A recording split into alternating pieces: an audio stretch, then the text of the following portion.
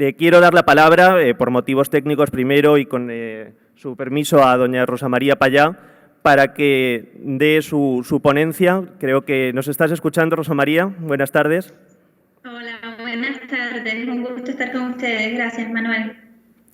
Rosa María Payá, creo que no necesita presentación, pero para los que nos están viendo a través de YouTube, Periscope y nuestras plataformas sociales, Rosa María Payá, activista de derechos humanos por la democracia en Cuba, lleva una larga trayectoria, a pesar de su juventud, en el tema de reforzar los derechos humanos y pedir también una democracia y una libertad para el pueblo cubano. Nos va a dar en el día de hoy la primera ponencia de esta sesión. Rosa María, el tiempo es tuyo. Muchas gracias y buenas tardes a todos. Quiero comenzar agradeciendo a ustedes, a los organizadores de este segundo Parlamento Iberoamericano, por llevar adelante esta idea, por mantenerla, por supuesto también a los presidentes que les han acompañado, al señor presidente Jorge Tuto Quiroga y Armando Calderón Sol, ambos ejemplos de que las cosas sí pueden hacerse bien en América Latina desde la política. Un saludo también muy especial para Yelki Puig, de los amigos del Partido Cuba Independiente Democrática, y hoy por segunda vez entre ustedes. Y bueno, desde luego gracias a todos ustedes, jóvenes parlamentarios que probablemente ya descubrieron hace mucho tiempo que los problemas de nuestras naciones están, en primer lugar, profundamente interconectados o son los mismos y tienen, por tanto, las mismas causas. Y también, por esta razón, urge una respuesta regional, pero una respuesta que no debe ser coordinada desde las fronteras que las ideologías y los colores políticos han creado, sino reconociendo el valor del sistema democrático con el pleno disfrute de los derechos y las libertades fundamentales como el ambiente propicio para el sano desarrollo social y la construcción de la prosperidad nacional y la búsqueda de la libertad y de la felicidad individual de cada uno de nuestros ciudadanos. Quiero desarrollar con ustedes 3 puntos. El primero tiene que ver con el imaginario que nos han creado, con estas falsas dicotomías en las que a veces nosotros mismos caemos porque se han establecido como verdades en la prensa o porque son muy explotadas por la propaganda política de los regímenes o sistemas autoritarios, pero que no son más que falsos planteamientos de los problemas que enfrentamos en nuestro hemisferio. La segunda idea que me gustaría desarrollar con ustedes tiene que ver con la influencia antidemocrática y pervertidora del gobierno cubano en nuestro continente. Y una tercera idea que tiene todo que ver con la segunda, que tiene que ver con cuál es la realidad que enfrentamos los cubanos ahora mismo y la necesidad de una transición verdadera en la isla como un paso fundamental para frenar el deterioro de la democracia en nuestro continente. Sobre estos problemas que históricamente han sido mal planteados. El primero tiene que ver con la falsa dicotomía justicia social versus libertades fundamentales. El régimen autoritario construye una apología del asistencialismo, profundiza las dependencias del Estado y condiciona las ayudas a la sumisión política. Sobre esto, mi padre, Osvaldo Payá, que fue asesinado hace 3 años por la seguridad del Estado del gobierno cubano, decía, cito, los que se erigen como paladines de la justicia y tratan de anular los derechos civiles a los ciudadanos, condenan a los pueblos, porque entonces los pobres ya ni siquiera tienen voz para decir que son pobres. Los cubanos hemos tenido la dura experiencia de haber sido víctimas de la supresión de muchos de nuestros derechos fundamentales bajo el pretexto de la necesidad de conservar la independencia y lograr la justicia social. Pero hoy sabemos que cuando las personas no pueden ejercer sus derechos, el pueblo desciende a la calamidad y pierde la soberanía. Hay una segunda falsa dicotomía, muy explotada últimamente, y es la que contrapone la estabilidad a la democracia. Los regímenes o sistemas autoritarios polarizan a la sociedad, desmoralizan a la oposición, crean exilio y profundizan o crean grandes dependencias de los ciudadanos con el Estado. Y con ese panorama interno, el autoritario aplica la herramienta de estabilidad antes que democracia para vender a la comunidad internacional la idea de que él, el autoritario, es imprescindible para mantener la estabilidad interna, mientras que de cara a sus ciudadanos alimenta la idea del enemigo externo, como si la democracia y sus instituciones no fuesen un garante mucho más confiable para un desarrollo social sano que propicie un equilibrio estable de la sociedad y le permita implementar herramientas para enfrentar los desafíos actuales y, por tanto, para construir la verdadera paz. Hay varios ejemplos de esta falsa dicotomía en los últimos tiempos en nuestro continente y en nuestra región, pero a mí me parece especialmente ilustrativa lo ocurrido en la cumbre CELAC de enero del 2014 en La Habana, donde los líderes latinoamericanos, presididos por Raúl Castro, decidieron proclamar a América Latina como una región de paz. De cara a los Estados Unidos, de cara a los inversionistas europeos y probablemente también a los chinos, erguirse como los garantes de la estabilidad, mientras unas semanas después asesinaban a adolescentes en las calles de Caracas. Desaparecían 43 jóvenes en México, asesinaban o morían en condiciones bien sospechosas un fiscal en Argentina, golpeaban a las damas de blanco en La Habana, Colombia encontraba armas en un barco chino que se dirigía a Cuba, periodistas eran asesinados en varios sitios de nuestro continente, las autoridades nicaragüenses bombardeaban poblados para callar a los que protestaban por derechos laborales en Mina Limón. En fin, la cacareada estabilidad es en realidad un eufemismo para manejarse con total impunidad, y sé que la impunidad ha sido uno de los temas recurrentes en este segundo Parlamento en las intervenciones anteriores. Hay una tercera falsa dicotomía que me gustaría reflexionar con ustedes, y es la que contrapone autodeterminación de los pueblos a la solidaridad internacional.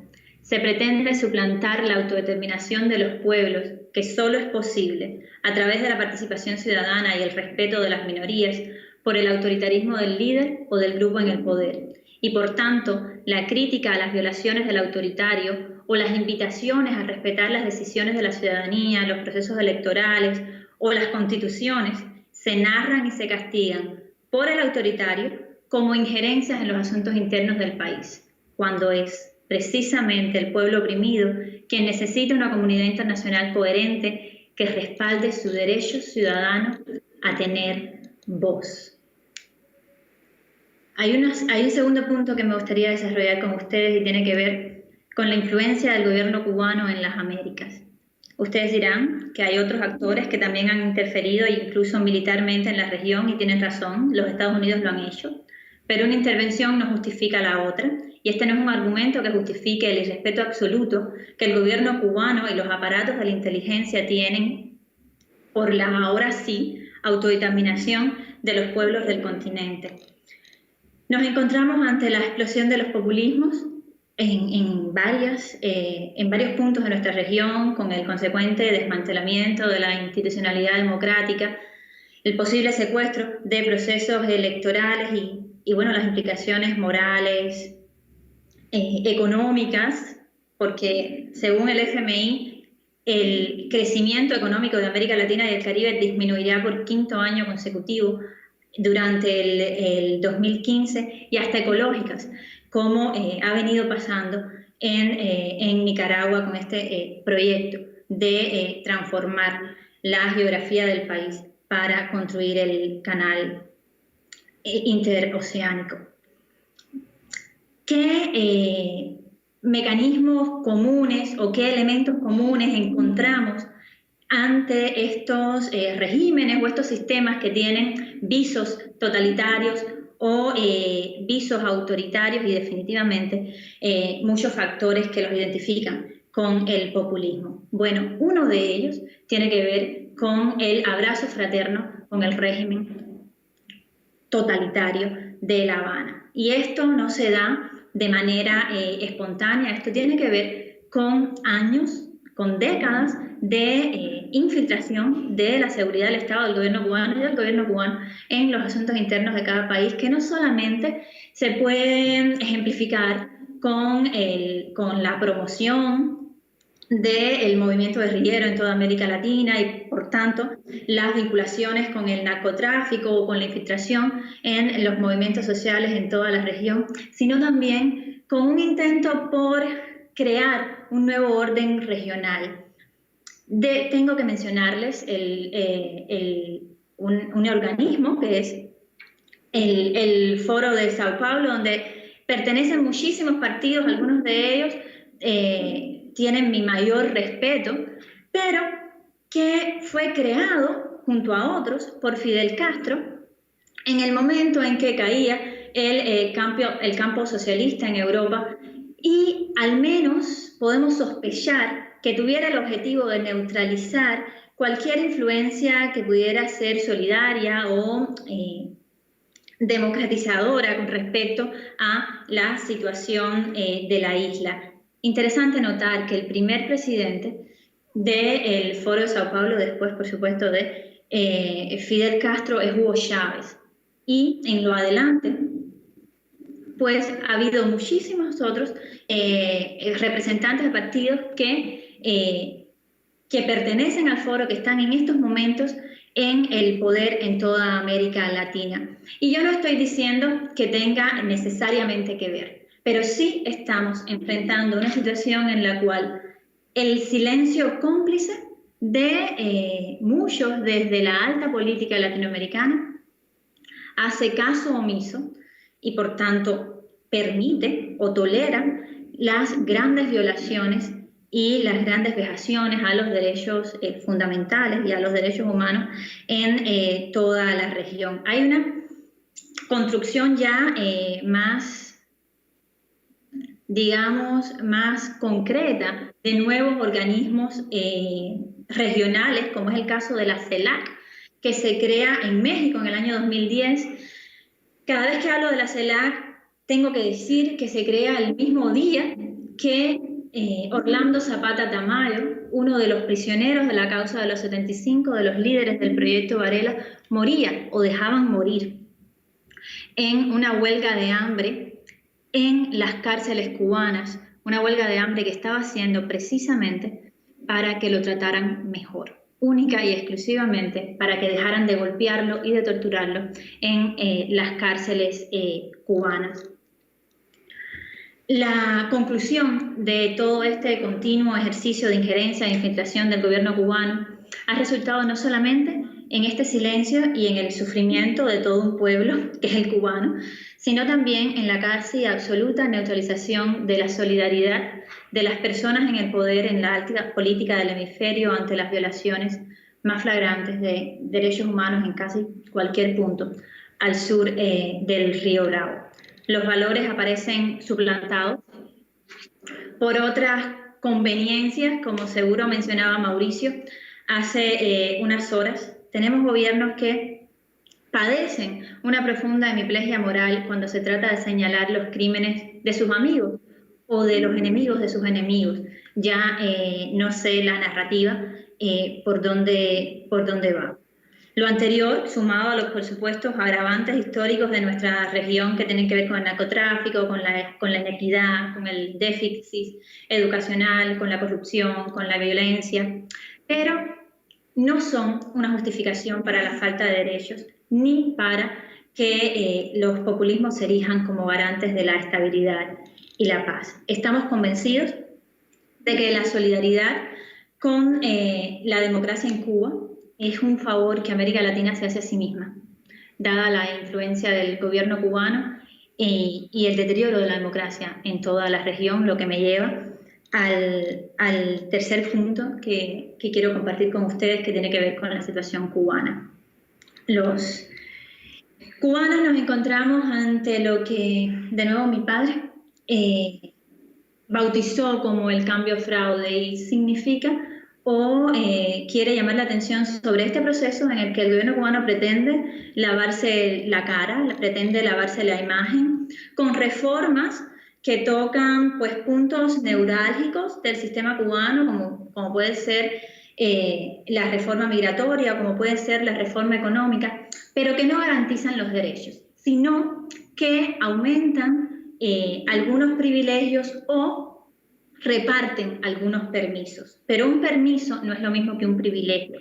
Y los cubanos tenemos que pedir permiso, por ejemplo, para tener pasaporte, pero no tenemos derecho a entrar y salir y a regresar a nuestro país cada vez que lo estimemos conveniente. Sin embargo, después de la reforma migratoria, después de que el gobierno cubano se dio cuenta que podía dejar permitir que más cubanos entraran y salieran del país se vende a la comunidad internacional como si los cubanos tuvieran derechos migratorios, cuando en realidad lo que tienen son permisos, como tienen permisos algunos en Cuba, para tener pequeñas licencias que les permiten vender maní en las esquinas o cortar el pelo o abrir una ventana y vender refrescos y panes y con esto pues alimentar a su familia y sobrevivir. Pero esta licencia no depende solamente de que paguen impuestos, esta licencia depende de su sumisión política. Por tanto, no se está creando una sociedad civil independiente, no se está creando un empresariado, ni tan siquiera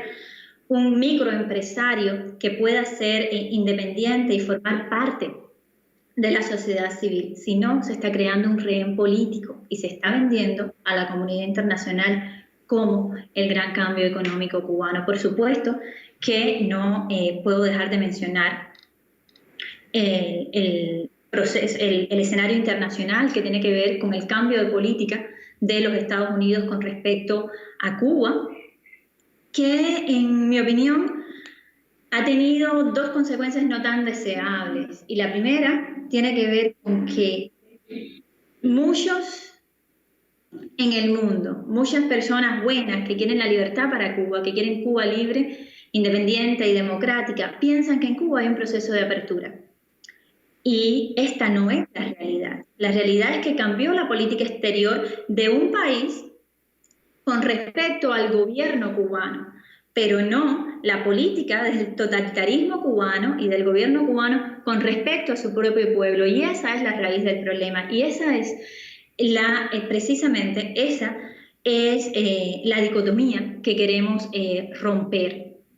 Hay una segunda consecuencia y tiene que ver con que ahora un gobierno y un general, que es el general Raúl Castro, que llegó al poder de manera ilegítima, que llegó al poder de manera nepotista, aparece revestido de legitimidad porque se sienta a conversar con los poderosos del mundo o con los demócratas del mundo, cuando en realidad ningún cubano ha votado jamás por él, como ningún cubano pudo elegir jamás a su hermano que lo precedió en el poder. Y precisamente ante esta realidad, que tiene que ver con que la transición en Cuba no ha empezado, no importa cuántas mesas de negociación se abran entre el gobierno cubano y el resto de las democracias del mundo, y ojalá se abran muchas más, ojalá sean muchos los que se acerquen a Cuba, pero esta transición no comenzará hasta que los cubanos no puedan participar del proceso.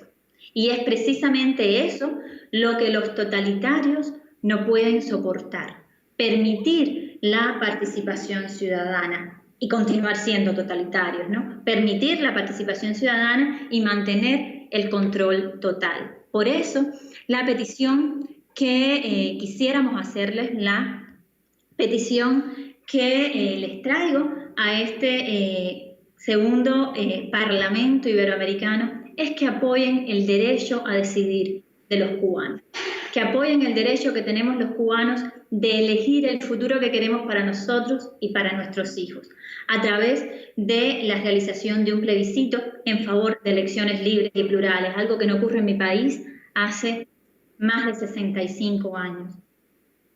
Quiero comentarles sobre una iniciativa ciudadana llamada Cuba Decide, que precisamente está promoviendo la realización de un plebiscito en la isla. Un plebiscito que no significa todo el proceso de transición, sino que significa que comenzó la transición. ¿Por qué? Porque los cubanos, por primera vez en más de medio siglo, vamos a poder participar del proceso. No es una campaña contra nadie, ni tan siquiera contra los criminales en el poder en Cuba. Es una campaña para que todos los cubanos puedan tener voz. Y por eso mi petición para ustedes y para la Declaración de Guayaquil y para ustedes en sus congresos nacionales es que apoyen el derecho ciudadano que tenemos todos los cubanos a decidir nuestro futuro. La solidaridad internacional es fundamental. La solidaridad internacional es fundamental también para detener la impunidad en cada uno de los puntos de nuestra región, y estoy pensando también muy fuertemente sobre lo que está ocurriendo en Venezuela y cuánto apoyo también necesitan nuestros hermanos venezolanos. Pero quisiera, si los puedo dejar con una idea, es con la idea de que cada una de las cosas que hagamos por un hermano nuestro en América Latina lo estamos haciendo por nosotros mismos, y muy específicamente todo lo que hagamos por la democracia en Cuba lo haremos también para frenar el deterioro de la democracia en toda la región. Mi padre, que dedicó la mayor parte de su vida a luchar por los derechos para todos, él estaba convencido de que los autoritarios fracasarían, porque el futuro ha de ser nuestro, porque el futuro ha de ser de los demócratas, y refiriéndose precisamente a los criminales que por ahora están en el poder en Cuba, mi papá, Osvaldo Payá, decía: fracasan porque todo era y es un megafraude que se construyó y se sostiene sobre el silencio del alma de un pueblo privado de libertad y para sostener el poder totalitario, primero de un solo hombre y ahora de una oligarquía. Fracasaron donde siempre fracasan, al final la mentira y la opresión. Fracasaron en el corazón de los cubanos, fracasaron en el espíritu humano que siempre busca la libertad. Y ese es el espíritu que estoy seguro reina ahora entre ustedes y que pues guiará este Parlamento. Muchas gracias.